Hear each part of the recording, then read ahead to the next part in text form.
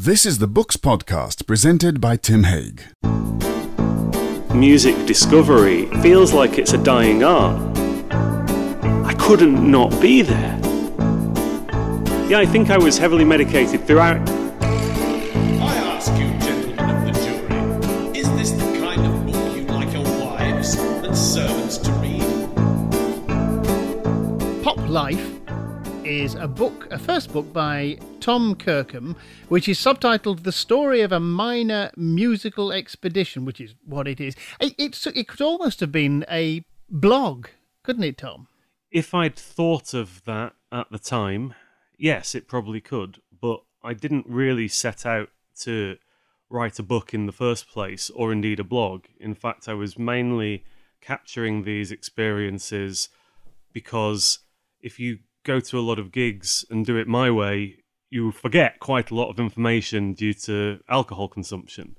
So, this was my attempt to remind myself of what I had actually been doing and what I had thought along the way. And it was only about 3 months in when I suddenly, something clicked and I thought, hang on a sec, I have an idea.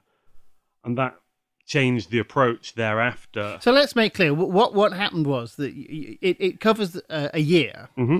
and at the beginning of this year, you made a decision to go to a live music gig every week.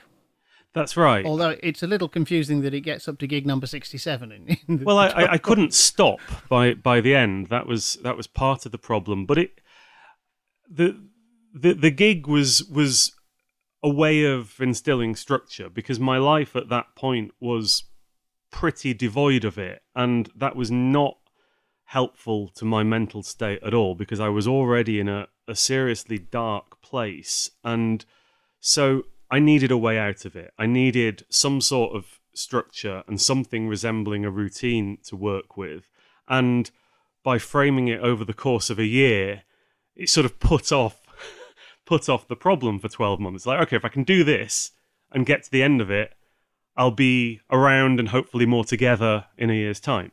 This makes you sound very serious, but it's really funny and it's really good nature. I mean, it's full of quite dark moments, and you confess to quite a lot of trouble. It's not so much a misery memoir as a sort of a neurosis memoir, isn't it? And it was triggered. Well, everybody has a sort of a pop loss, don't they? So it's John Lennon, it's Kurt Cobain, David Bowie was a big one for you, but the real trigger was Prince. Well, that's right. I mean, obviously Bowie had a pronounced impact on my life, certainly growing up, but when he died, after the initial shock, there was great sadness, but as you started to realise the genius behind how he'd sort of choreographed his final moves, there was an awful lot of admiration, and there was even satisfaction in just how well played that his final episode had been with Prince, who was my musical idol, and I've been obsessed with him for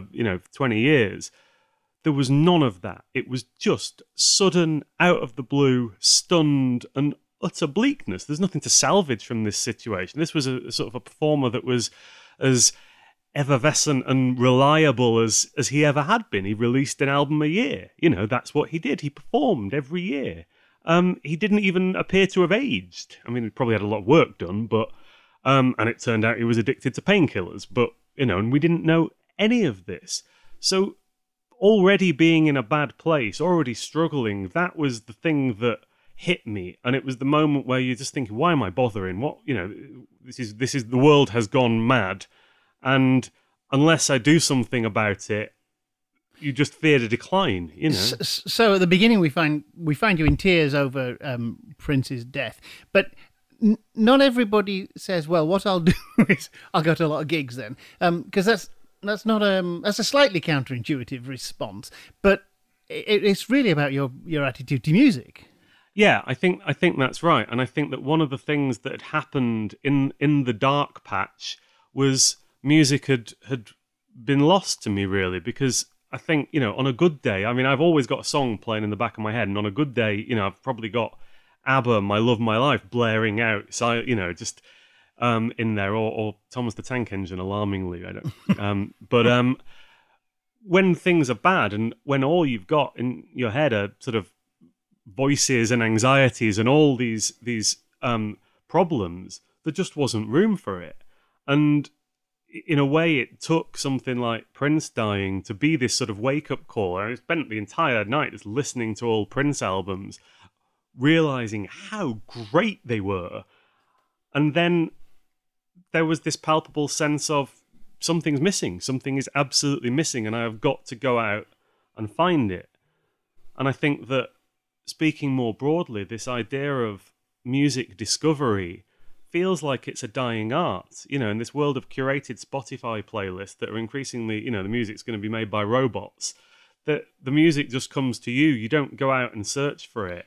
And that was a time when I needed to go out and search for something. You do have a fantastically Catholic taste as well. I mean, apart from hip hop, which you say is what it's the musical equivalent of a failed state. I couldn't agree with you more.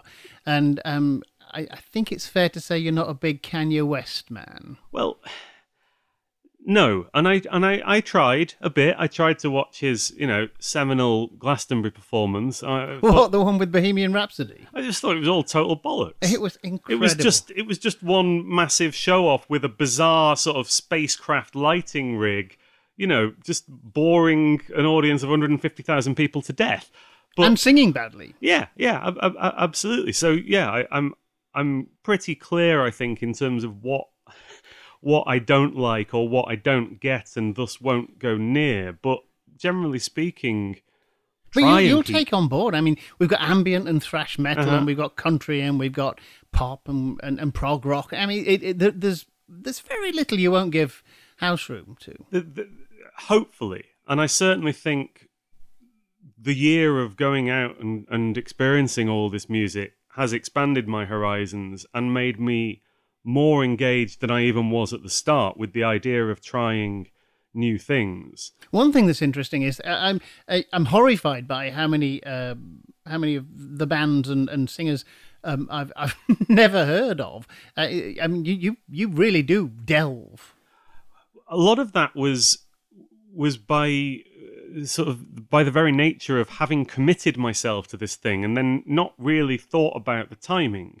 And, you know, as any music fan will know, if you set off to go and find live music outside of the festival scene in July and August, you're going to really struggle, because unless you find out where the warm-up shows are, all the bands are doing the festivals around Europe, right? So about 4 or 5 weeks in, I was sort of scrabbling around different bands in town and Songkick and whatnot, desperately looking for something. So you had to just go with... And you wind up going to some things that you almost know nothing about as well. I knew absolutely nothing about an awful lot of the bands that are in there. And I can, you know, the sad truth is, I mean, I must have read the book several dozen times. There are still bands that I literally could not tell you a thing about because I've erased all trace of the gig.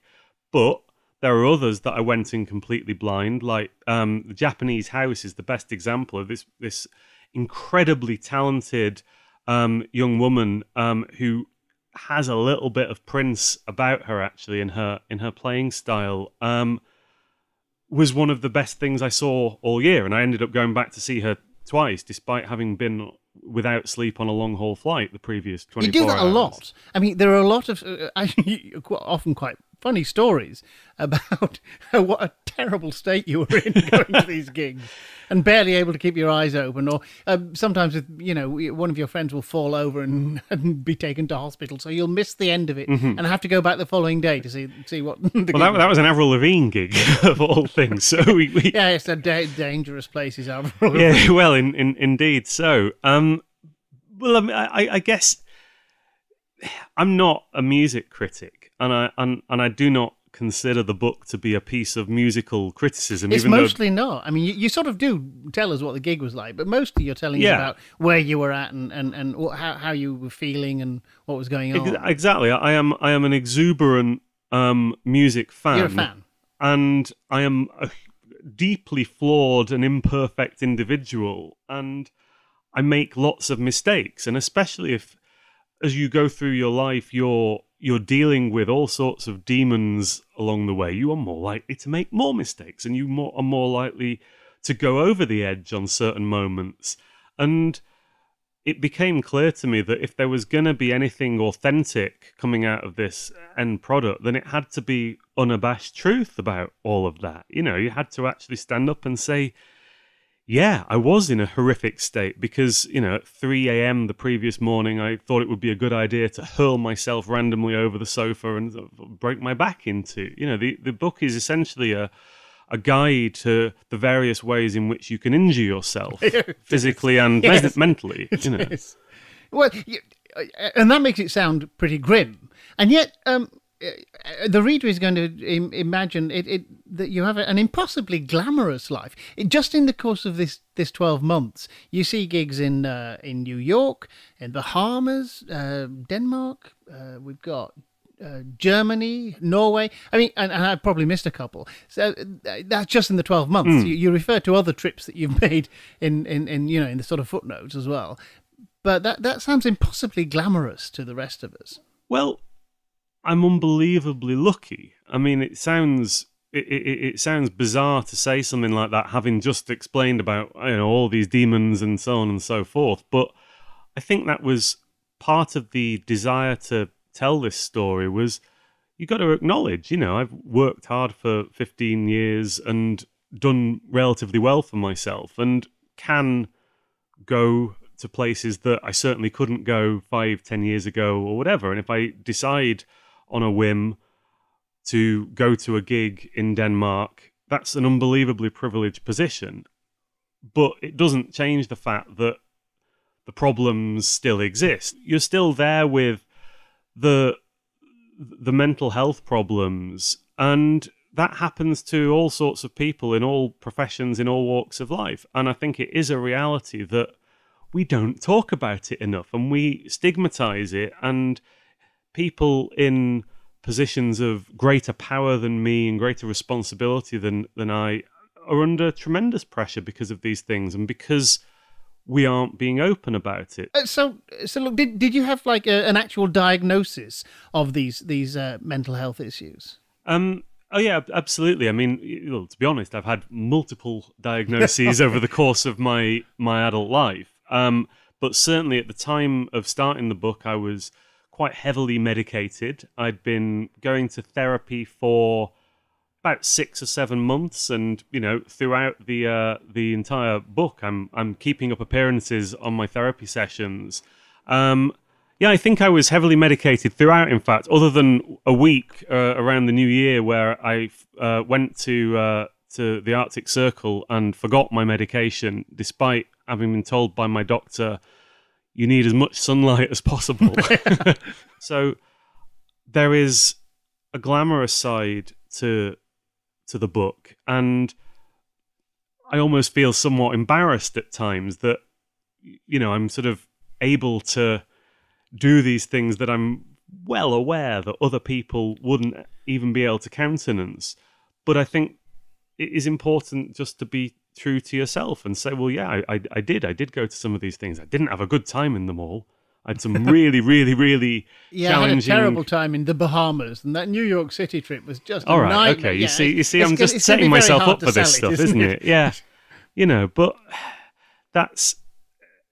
It is what it is, you know. Even the ticket prices, though. I mean, pop bands cost a fortune to go to these days. Well, I certainly nearly bankrupted myself at several points along the way. I mean, it is an unbelievably expensive undertaking, and when you think about making the evenings count, as opposed to turning up at 5 to 9, watching the band and going straight home, you end up spending a bunch more money and putting your body on the line at times as well. But again, as a music fan, and I'm sure you know this from your own experiences, but as a music fan, you stop paying attention to the cost at the moment in which someone that you want to see play badly enough comes along. Bush. Tell us about Kate Bush. Kate Bush was. I mean, I ended up going on the first night of her, of her Before the Dawn tour, by mistake, because the only tickets we could get were hospitality tickets that cost 450 quid each. So QED. when I had to report back to my girlfriend at the time that we were not going on holiday. Did it go down well, Tom? Like a lot of the decisions I made around that time, no, they didn't go down brilliantly. But once I was there at the gig, it was like, this was absolutely the right decision because I couldn't not be there. That's actually a refrain you have, isn't it? Every so often there's something that you're there and you say to yourself, I couldn't not Well, it's obsession, have done this. right? Well, I was going to say, fan is elides into obsessive, doesn't it? Eventually, Yeah, I think it absolutely does, and that's why I think it was Prince and the obsession with Prince that kicked all this off. If it had been someone else, I mean, we'd also lost Lemmy, we'd lost Keith Emerson, George Martin, had all gone in that few months. It wasn't a good year, was it? It was a very bad year, yeah. But it is the. Do you know what? I've always thought though that it was Bowie dying at the beginning of the year that made everyone seem like a sort of addition. If we hadn't had a huge one at the beginning of the year, we wouldn't have noticed so much the succession of rock gods gone. From a rock perspective, yeah, I think you're right. But of course, over the course of that year, you then get Brexit, and then you wrap the year up, 2016, with Trump. So what started with Bowie does seem to become this just great harbinger of worrying change, albeit with different counter perspectives depending on which side of the fence you sit on. But it felt like an alarming year, and obviously my musical expedition, my journey starts halfway through it, but by the time you get to the end, we've had all these terror attacks as well, and you there is this sense that you are living in deeply disturbing times of change that doesn't necessarily feel particularly positive. And I think there is a sense that maybe you can go back to any arbitrary point, but there is something about Bowie that shakes the foundations of the UK to its core. Oh, I agree. Yeah. Did it work? I mean, was the journey, the expedition, worth it? And did it help? It was definitely worth it. And I think there were certainly points in the book that I talk about real concern about how I would be doing were it not for the fact that I was on this journey and so compelled, irrespective of what my mindset was that particular week. I had to carry on. And there are concerns. Why did you have to? Well, because I think ultimately we all need a sense of purpose. We all need a sense of meaning, and that's exactly what I was battling with at the start. And so I think my answer as to whether it was worth it or whether it helped is that music discovery, as opposed to it just being a thing that comes to you and that's nice. Heard that on the radio, it's all right. If you go out and seek it, it gives you purpose.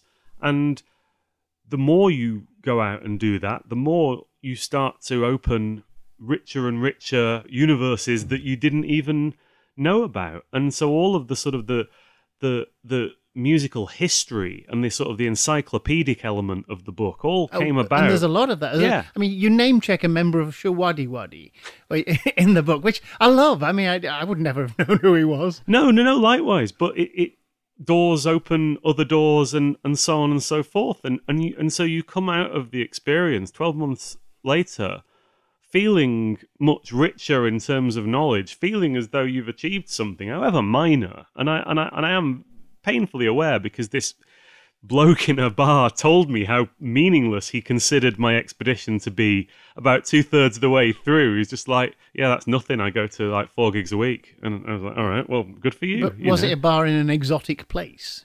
No, it was East London. So no. So look, Japanese House was one of the best gigs. What about the worst? I don't like being mean to individual artists. Oh, I want you to.